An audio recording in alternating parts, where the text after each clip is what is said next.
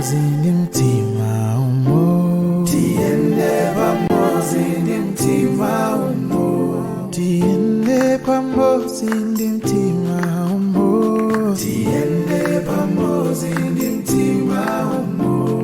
Tiende pamozi ndi mtima umo. Tiende pamozi ndi mtima umo. Hello everyone, welcome back to the second session of our revision exercise, the 2016 GCE science paper. So this time we are going to look at section B, since we are done with the first section of the paper. So on section B, I'll just give you on the hints, on the exam tips, on what you are required to do on some questions. So look at question 10. Okay, before we look at question 10, section B consists of 3 questions, of which you only choose 2. So we are going to answer all the 3 questions. The first question, which is question 10,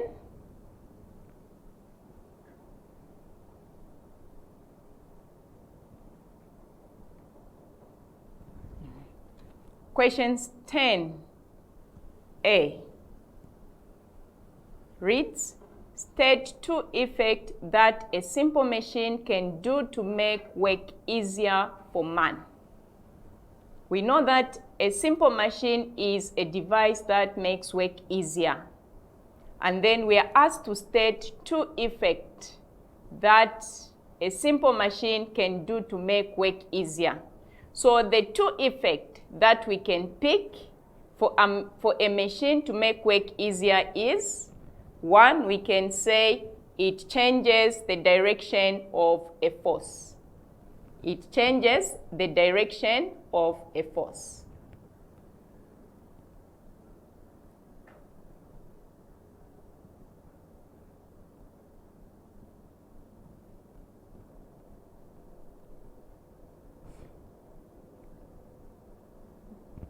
The other effect is that a simple machine also multiplies a force.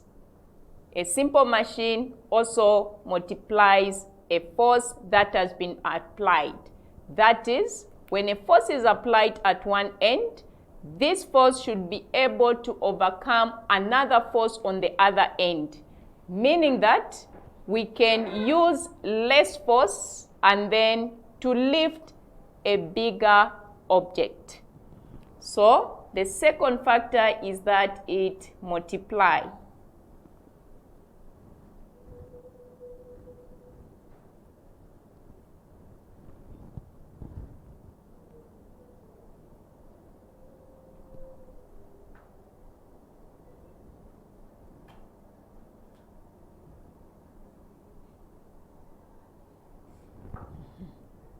Question B. Question B is, explain why the efficiency of a simple machine, explain why the efficiency of a simple machine, 1B, says is normally less than 100%. In short, we can say, explain why the efficiency of a simple machine is normally less than 100%. So the efficiency of a simple machine is normally less than 100%, reason being that energy is lost in various forms. So you find that as the machine is being used, energy is being lost in different forms. Or we can say that it is not 100% efficient due to friction.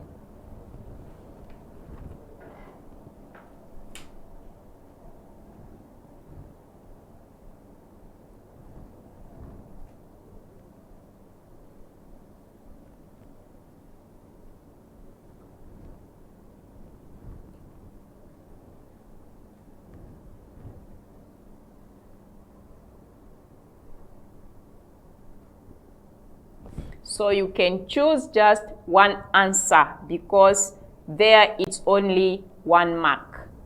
Then question B2, saying, explain why the efficiency of a simple machine cannot exceed 100%. Explain why the efficiency of a simple machine cannot exceed 100%. Now here, the efficiency of a machine cannot exceed 100%. This is because the energy input cannot exceed the energy output. The energy input cannot exceed the energy output.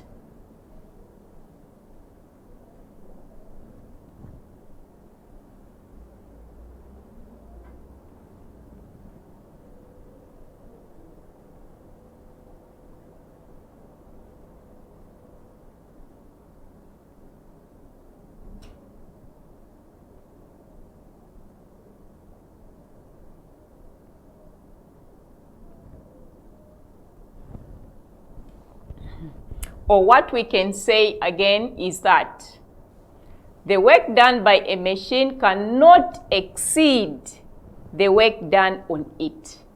We can also say the work done by a machine cannot exceed the work done on it. Then we go to the third question, which is question C. Question C says, draw a labeled diagram to show a block and tacky pulley system of velocity ratio 4. So you need to draw a block and tacky pulley system that has a velocity ratio of 4.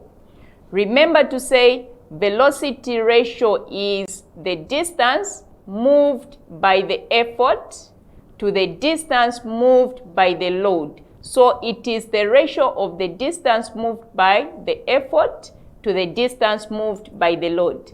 Now, in the pulley system, the thing is that for you to determine the velocity ratio, you count the number of ropes that are supporting the pulleys. You count the number of ropes that are supporting the pulleys. So we are going to draw the block and tackle to show the one that you have a velocity ratio of 4.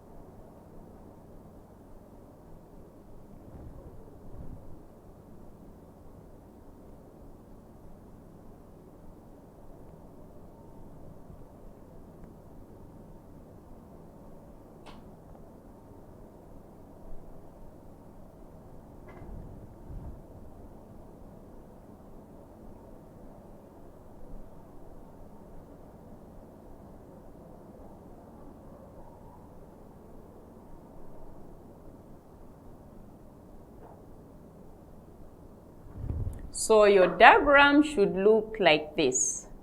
And then it says draw a label diagram. So you should label your diagram. So this is where the effort will be applied. So you write effort. And then this is where your load is. You write load.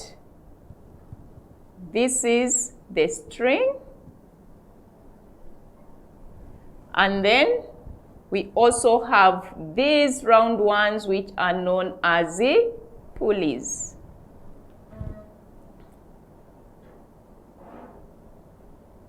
So this is the diagram, and this is how your diagram should come out. That is a block and tacky. Then we go to question D. D is saying John uses the machine in 10C to raise a 60 Newton load from the ground to a distance of 0.4 meters. The effort was used by John to do the work is 20 newtons. I repeat, John uses the machine in 10C to raise a 60 Newton load from the ground to a distance of 0.4 meters. The effort used by John to do the work is 20 newtons. So under D, question 1, calculate the mechanical advantage. So mechanical advantage of a machine, this is the ratio of the load to the effort. So mechanical advantage can be calculated by this formula.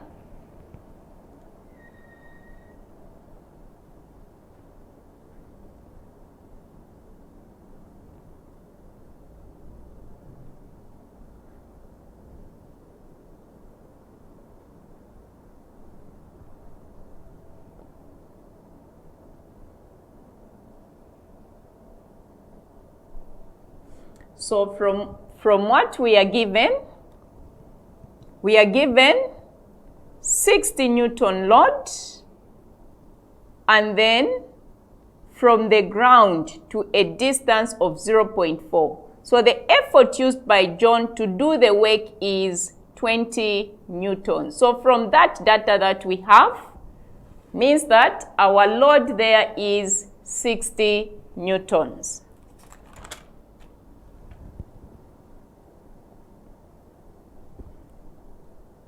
And our effort is 20 newtons.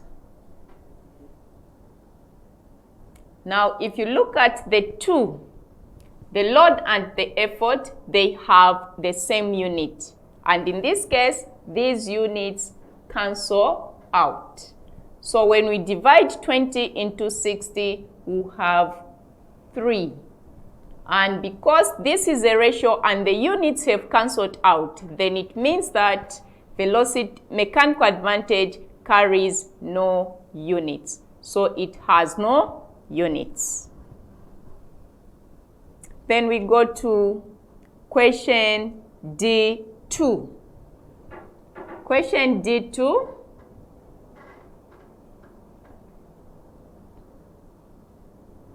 is asking us to calculate the efficiency of the machine. We have to calculate the efficiency of the machine. Now, efficiency of the machine, you are looking at the ratio of the work input over the work output expressed as a percentage. So in this case, efficiency is equal to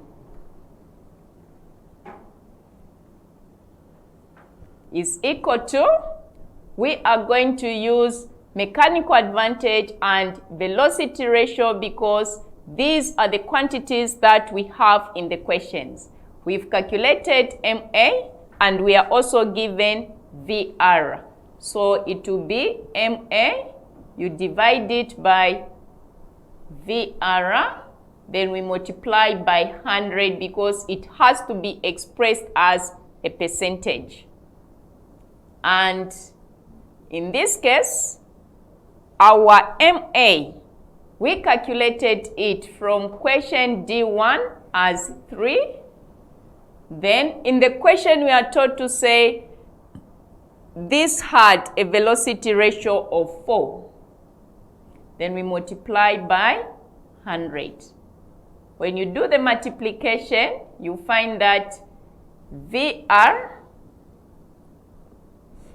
VR is equal to, or efficiency is equal to 75%. This is the efficiency of a machine. Question 11. Question 11 reads, that is 11A, distinguish between transverse and longitudinal wave. Include one example of each type of wave. Distinguish between transverse and longitudinal wave. Include one example of each type of wave. To distinguish is to give a difference between the two. How do we distinguish the two? So we are going to give the difference between a transverse wave and a longitudinal wave. A transverse wave is a wave where the vibration of the particles are perpendicular to the wave motion, while a longitudinal wave is a wave whose vibrations are parallel to the wave motion. That's the difference between the two. So we are saying a transverse wave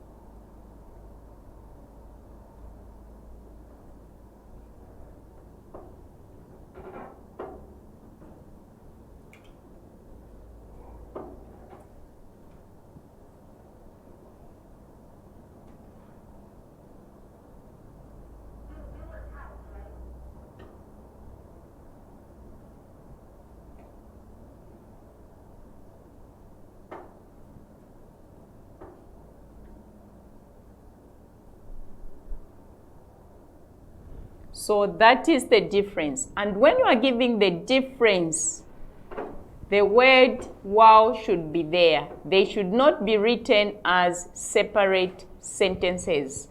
So if you are given a question that requires you to distinguish, then the word wow should be there.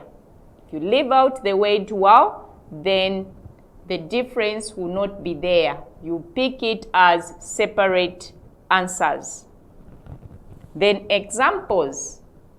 The example that we can give of a transverse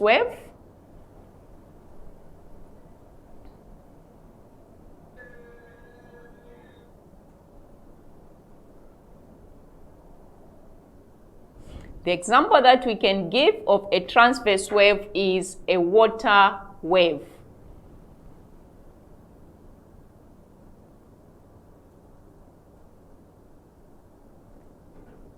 Well, the example that we can give of a longitudinal wave is a sound wave.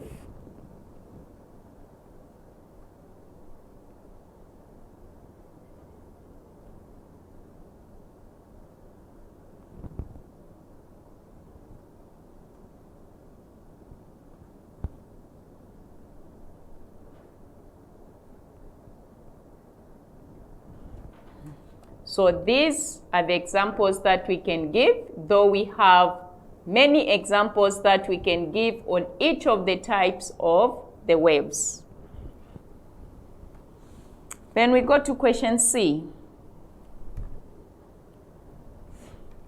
Question C says figure 11.1 shows a displacement time graph for a water wave moving in the direction X. So we have a water wave that has been drawn for us in this way.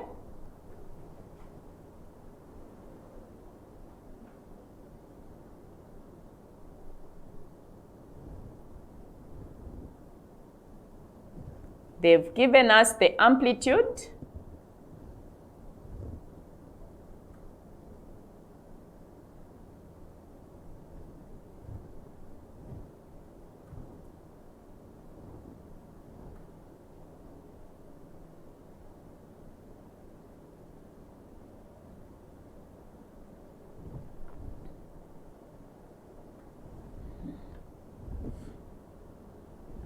So this is the wave direction.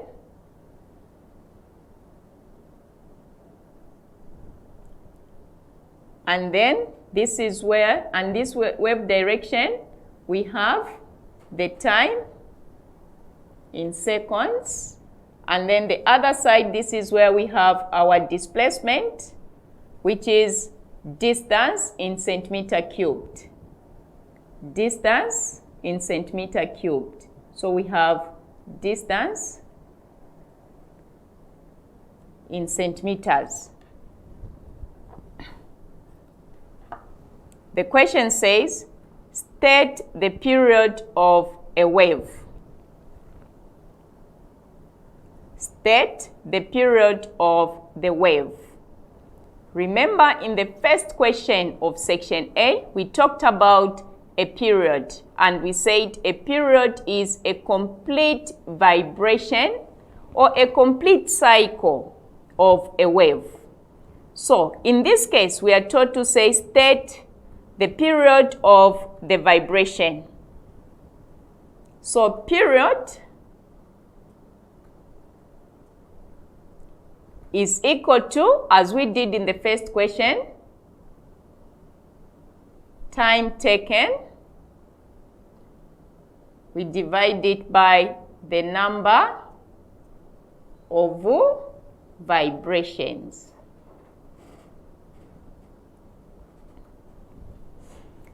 Again here, if you look at what we have, that is, the time here that we are given is 3. Then the number of vibrations is half. Then this will be equal to 3. We divide it by 0.5. Then our periodic time will be equal to 1.5 seconds.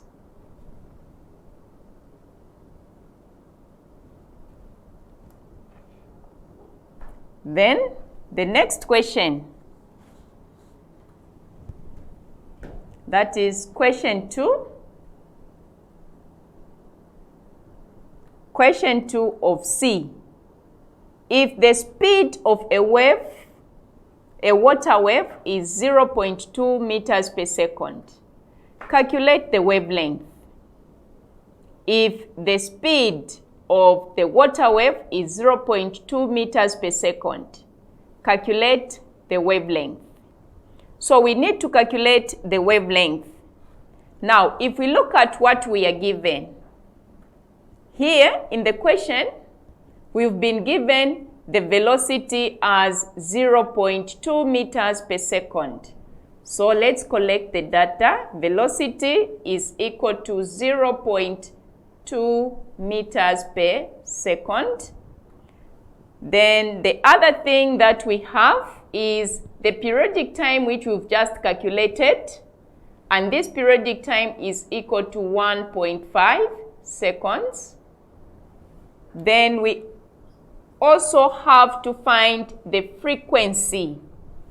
We also have to find the frequency, because for us to calculate the speed from the formula, which is velocity is equal to frequency times wavelength. We are going to find the frequency using the periodic time that we calculated in question 1 of C. So frequency is equal to 1 over the periodic time, which is equal to 1 over 1.5. And in this case, our frequency is equal to 0.66.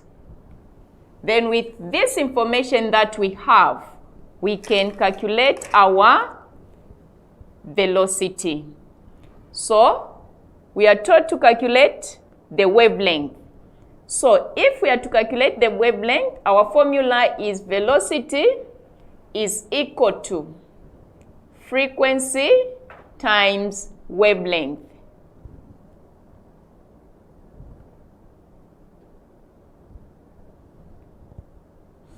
which is velocity is equal to frequency times wavelength. Now from here, what are we calculating? We are calculating the wavelength, and in this case we have to make wavelength the subject of the formula.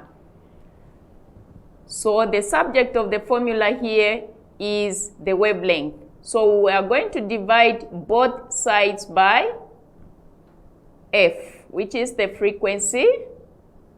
So this f and this f will go, and then wavelength in this case will be equal to velocity over frequency. Then we can calculate our frequency by substituting the following figures. Velocity we are given in the question to be 0.2 meters per second, 0.2 meters per second, and the frequency is what we've calculated, which is 0.66. This case, when 0.66 is divided into 2, we are going to have 0.3 meters. That is our wavelength.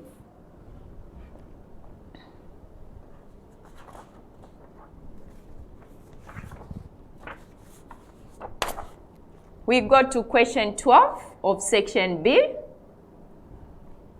Question 12 of section B. Question A.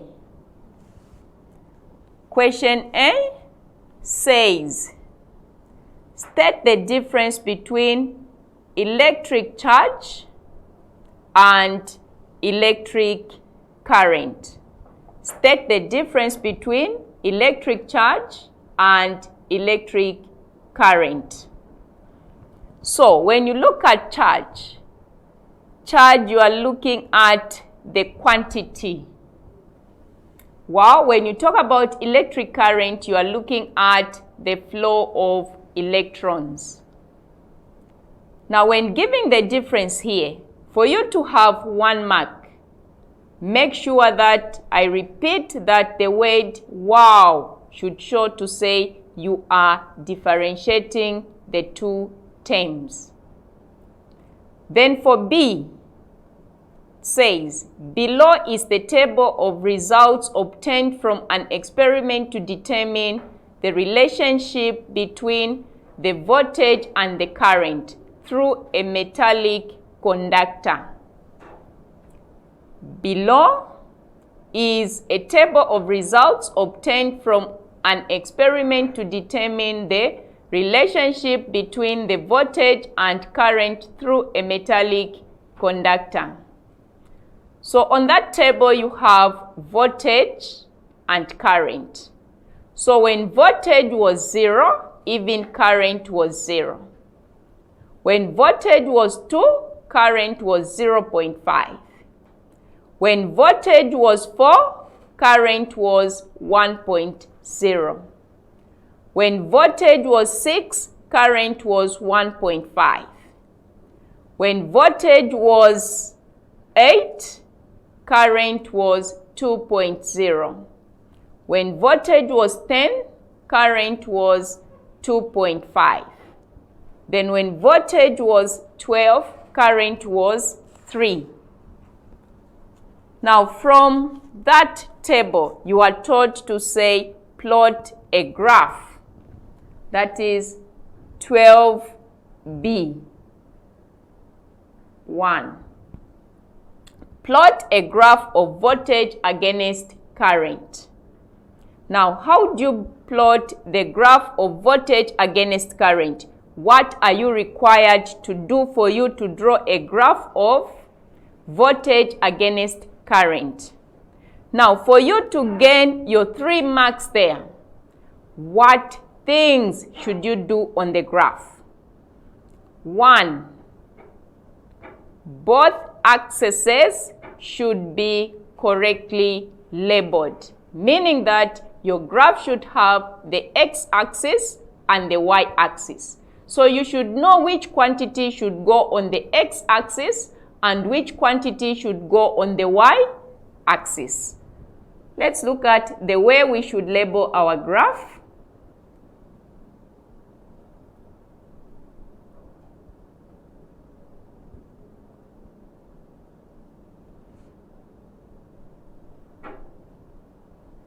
So, you are told to say both axes should be correctly labeled. Now, on the question, you are told to plot a graph of voltage against current.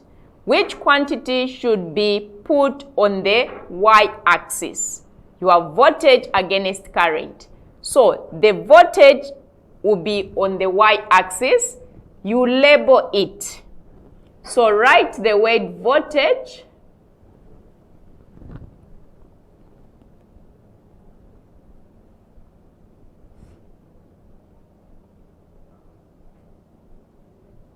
And this voltage, it should have units. Make sure that you indicate the unit for voltage, which is V in brackets. And then the x-axis, that's where your current should be. So label even the x-axis. You write current. And current is measured in amps. If you want, you can use symbols to label your axis. You can use, for example, current, you can use I and then put the unit for current. Then you get a mark for doing that. The other thing is that when you are plotting the graph, when you put your points on the graph, you find that these two, they are directly proportional to each other. And because they are directly proportional to each other, as you join your points, you come up with the best fit line. And because you come up with the best fit line, that best fit line should pass through the origin. The best fit line should pass through the origin to join the points. So the origin here is 0. So it should pass through the origin and you should have a straight line. Then the other thing that will make you acquire a mark is if your graph is covering about 3/4 of the page. So you have to draw a graph that will give you at least the size which is 3/4 on both sides. It should cover more than half of a page, that is on both axes. Meaning that for you to come up with that, you should have a reasonable scale. So if you have a reasonable scale, then you find that your scale or your points will spread out. But if your scale is not reasonable, then the points will just be on one side. And hence you find that the graph will be very, very small. So those are the things that you have to take into consideration as you are plotting the graph. Then we go to question 12. That is B2.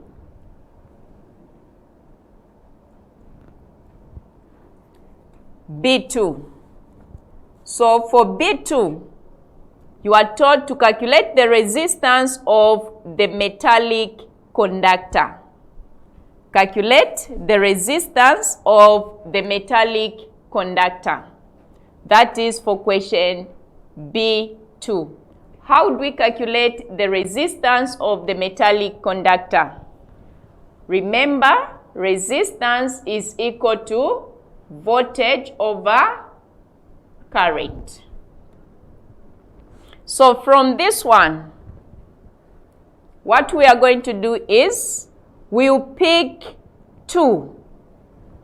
So voltage, you pick the one with 2 and then divide it by 0.5, which is the current. So our resistance there is The resistance there is 4 ohms. That is the resistance of the metallic conductor. Then we go to question C. Question C says, figure 12.1 shows 4 ohms and 6 ohm resistor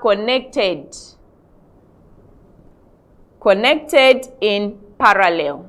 So the resistors are connected in parallel. Now, since the resistors are connected in parallel, saying find the effective resistance. Find the effective resistance. Now here,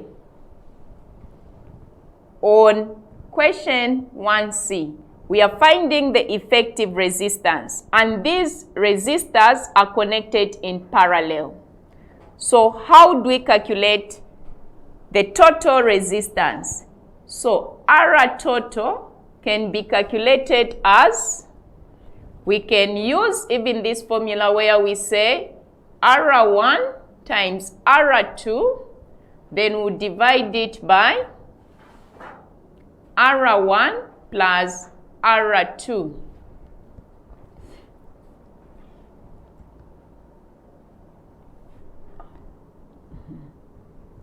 So from here, then we can substitute.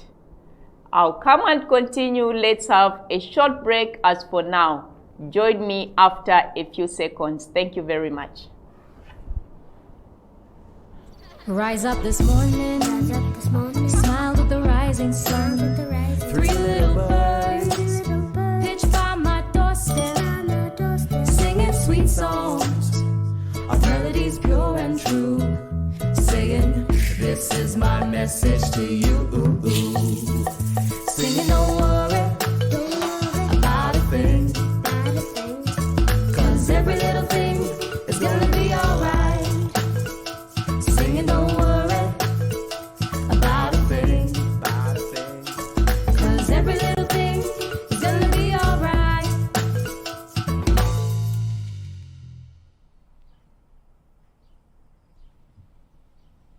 Cause every little thing is gonna be alright. How you use your data is up to you. With the widest network coverage, it's amazing what you can do on MTN. This is my message to you.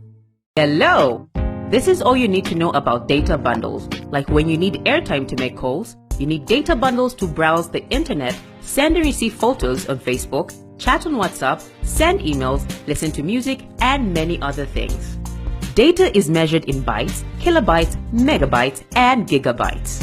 These are a bit like money, and just like your bank balance, your MTN account has a data balance that you can use to buy data bundles ranging from 5 megabytes to 20 gigabytes for daily, weekly, and monthly subscription. To buy a bundle, dial *335*1#. From sending emails to browsing or watching online videos, many of the things you use depend on your device's functionality and network capability. Entry-level devices have limited data usage, whereas smartphones and computers have limitless data usage. The longer you spend online, the more data you use. Sometimes you feel like your data is running out really fast. That's because today's modern technology and higher definition content require and use up a lot more data. No need to worry. Data can be managed to work for you by minimizing on the number of apps that automatically update themselves and turning off your data when not in use. Make sure you use data bundles to browse the internet. When your bundle is depleted, you will be billed from your airtime. Perform regular data balance inquiries by dialing *335*3#. Okay, welcome back. Hope you are enjoying this program and continue watching. We'll continue from where we ended, where we were calculating the effective resistance. So, I said we can calculate effective resistance by using this formula, which is R total is equal to resistance 1 multiplied by resistance 2. Then we divide it by resistance 1 plus resistance 2. So our resistance 1, here we are picking the 4 ohm resistor. We multiply it by the 6 ohm resistor. Then we divide this by the sum again of the 2 resistors. So you have 4 plus 6. And this is giving us 4 times 6, we have 24. Then we divide this by 4 plus 6, which is 10. So our Ra total will be equal to 10 into 24, you have 2.4 ohm. So that is the total resistor or the effective resistance. Then question C2, which is our last question in this section. Determine the current in the circuit. Determine the current in the circuit. So when we are taught to determine the current in the circuit, they are asking us to find or to calculate the current in the circuit. How do we calculate current? So current will be equal to the voltage divided by the resistance. And in this case, from what we've been given, our voltage from the diagram there is 12.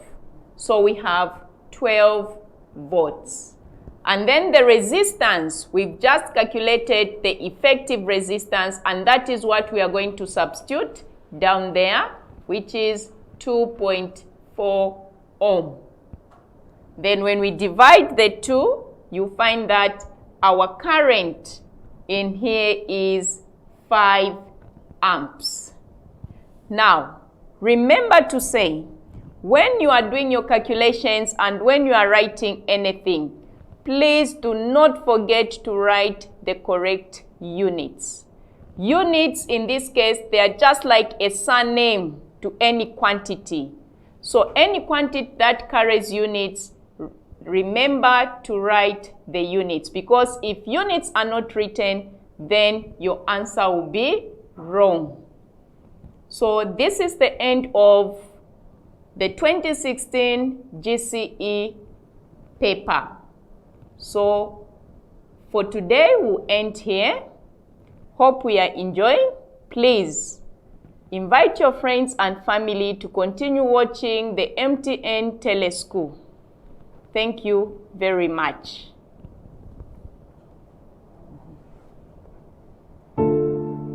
Oh,